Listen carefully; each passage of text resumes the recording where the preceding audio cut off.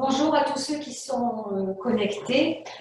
Aujourd'hui, nous sommes ensemble pour parler du logement étudiant. Alors, se loger, vous n'êtes pas sans le savoir, hein, se loger sur Bordeaux Métropole est un véritable défi.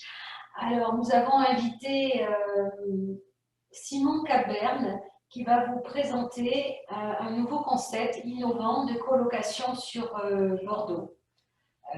Bonjour Simon. Bonjour. Pouvez-vous nous expliquer en quelques mots ce concept, le concept COP-Coloc?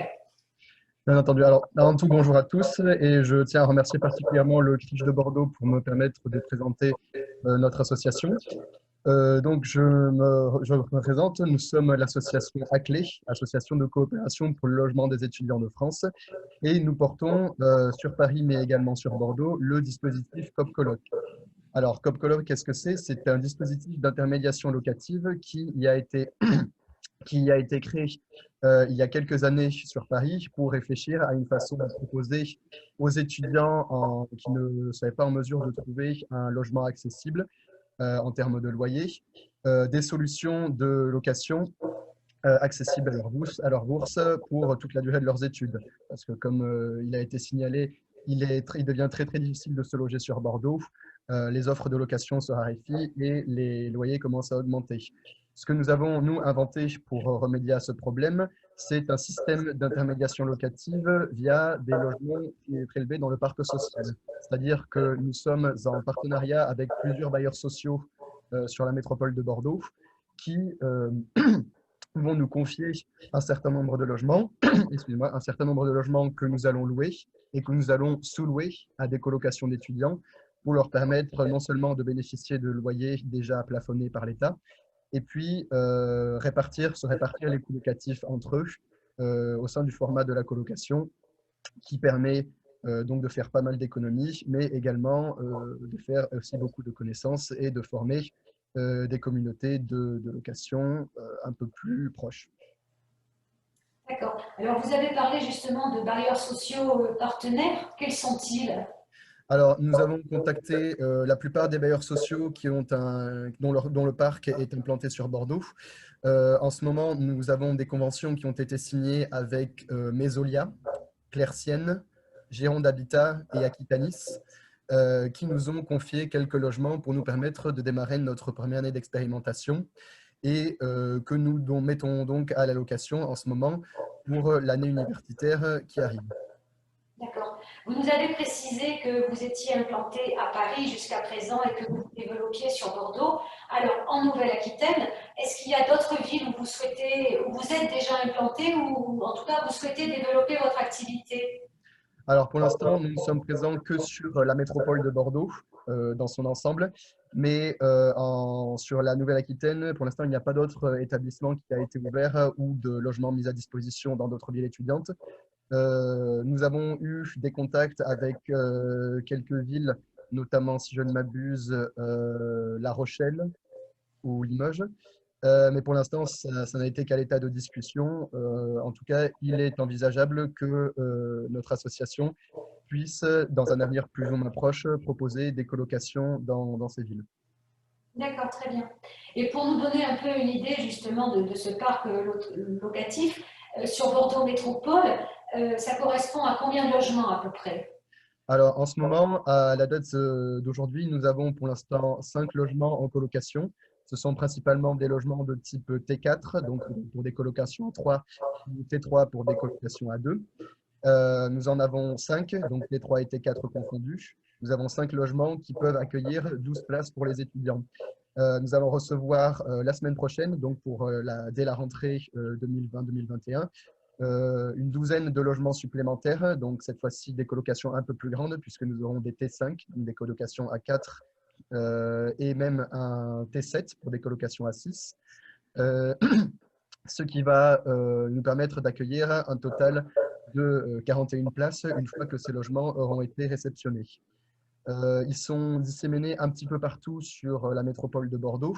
On essaie en général de privilégier, en partenariat avec les bailleurs sociaux, des logements qui se situent à proximité de campus universitaires ou d'écoles, du moins, et également des axes de transport pour permettre aux étudiants de ne pas être trop éloignés à la fois des centres académiques, mais aussi du centre-ville. Oui, donc actuellement, il y a quand même il y a encore de nombreuses places disponibles, quoi. Alors effectivement, les 5 premiers logements dont je vous ai parlé pour l'instant sont occupés, mais les 12 logements que nous allons recevoir, nous sommes en train de justement recueillir les candidatures des étudiants et de les classer. Et nous leur demandons donc d'envoyer leurs vœux afin de réserver ces logements qui pour l'instant ne sont pas encore livrés et ne sont pas encore meublés. Mais une fois que ce sera le cas, à partir du 21 septembre, nous pourrons faire investir ces logements directement par les personnes qui auront candidaté et qui se seront vues attribuer un logement. D'accord. Et alors justement, est-ce qu'il y a des conditions particulières pour un étudiant pour avoir accès à CopColoc? Je pensais notamment peut-être à des conditions de revenus ou autres. Effectivement, oui. Alors, comme le principe de notre projet est de nous adresser aux étudiants les plus en difficulté financièrement, et comme de toute façon nous louons ces solutions de location dans le parc social, nous sommes soumis au même plafond de revenus que le logement social. Ces plafonds de revenus sont consultables sur le site du service public. Ce sont des plafonds qui vont être calculés en fonction du revenu du foyer fiscal auquel l'étudiant est rattaché, et également en fonction du nombre de personnes dans ce foyer et surtout, euh, j'oublie un critère. Oui, en fonction donc du revenu du foyer fiscal, du nombre de personnes et surtout de la taille du logement également, Ouais. et de son type de conventionnement qui vont faire évoluer les plafonds en fonction du revenu. D'accord, très bien. Et la durée du bail, juste à partir du moment où c'est un logement étudiant, que c'est du logement social quand même, est-ce qu'il y Effectivement. a, voilà. Alors, nous avons des baux de longue durée sur ces logements que nous louons, mais pour les étudiants, nous faisons donc des baux étudiants classiques d'une durée d'un an. En général, on les fait commencer en septembre pour les faire terminer en fin août suivant, afin que l'étudiant puisse bénéficier de ce logement pour la durée de son année universitaire. Il est également possible, en fin d'année, si l'étudiant désire rester dans ce logement pour poursuivre ses études, de renouveler le bail afin que l'étudiant présent dans un logement puisse conserver sa chambre pour l'année suivante. Voilà. Mais après, il est également possible de mettre fin au logement c'est un bail étudiant, il est possible de mettre fin à ce bail, et si c'est le cas, nous avons un mois de préavis. D'accord. Alors, moi, il y a quand même une question, parce que c'est vrai que vous nous avez parlé de logements T3, T4, mais je pense au T5, T6, T7. Mhm. Ça fait quand même un certain nombre de colocataires dans un appartement qui, a priori, ne se connaissent pas. Comment vous faites pour les choisir et décider que tel et tel étudiants pourront vivre ensemble dans un T7? Alors, en général, ce qu'on essaie de privilégier, ce sont justement les colocations, on va dire, préorganisées, c'est-à-dire les étudiants qui ont déjà choisi de vivre ensemble et qui n'ont plus besoin que de chercher un logement pour les accueillir. Ceux-là sont plutôt prioritaires dans le processus de sélection, puisque ça nous permet de meubler et de remplir le logement assez vite. S'ils ne se connaissent pas, il est possible qu'il y ait un temps de rencontre en même temps que la visite pour que les locataires échangent entre eux et voient si quelque chose se crée. On peut également, s'ils ne sont pas présents sur Bordeaux, les mettre en relation pour qu'ils échangent un petit peu. Et dans le cas où ils ne se connaîtraient vraiment pas, nous organisons également, une fois les locataires installés, des petits temps d'échange organisés entre tous nos locataires sur Bordeaux afin qu'ils puissent se faire connaissance, échanger un petit peu, qu'ils adoptent une démarche au-delà de celle de locataire qui ne fait que louer un bien, celle de communauté qui essaie de créer un petit peu des liens et qui essaie de s'organiser également pour organiser peut-être des projets au sein d'une colocation ou en partenariat avec d'autres étudiants, des projets au sein de leur logement, comme par exemple l'adoption de pratiques éco-responsables ou l'engagement sur des pratiques d'économie d'énergie, etc. Voilà. En tout cas, ces étudiants ne sont pas laissés, ne sont pas, on va dire, on ne prend pas les étudiants et on ne les met pas n'importe où avec n'importe qui. On essaie en général de faire en sorte qu'ils s'entendent bien pour que tout se passe bien entre eux pendant l'année universitaire. Après, bien sûr, on n'est pas à l'abri qu'il y ait des conflits ou des tensions. Et si c'est le cas, notre association propose également un service de médiation pour intervenir auprès des colocataires si jamais le conflit s'envenime ou qu'ils n'arrivent plus à communiquer entre eux. D'accord, oui. En fait, c'est un petit peu, enfin, comme une communauté qui s'installe. On va essayer de créer du lien et du partage Tout à fait. entre tous ces colocataires. Alors, d'un point de vue plus pratique, quel est le montant moyen d'un loyer pour un étudiant? Alors, ça va dépendre grandement du type de bien et de sa taille. Nous proposons en général des loyers qui sont inférieurs à 500 euros. On essaie d'être en dessous des prix de la location qui justement font que les étudiants ont beaucoup de mal à trouver une offre de location accessible. On va essayer d'être en dessous de 500 euros et plus le logement est grand, moins le loyer va être cher. C'est-à-dire que notre loyer le plus cher actuel est de 480 euros pour un T3 assez bien placé sur le campus de Pessac. Mais pour le T7, pour les T4 et pour le T7 que j'ai mentionné tout à l'heure, on va être sur quelque chose de 350, voire 300 euros pour le T7. Ah oui, effectivement, par Voilà, rapport ce au sont, loyer sur Bordeaux, c'est plus que raisonnable. effectivement, oui, ça c'est effectivement grâce au plafond de loyer qui s'exerce dans le parc social et qui permet aux étudiants donc de bénéficier de loyers à des prix qu'on essaie de faire le plus possible inférieurs à ceux du marché.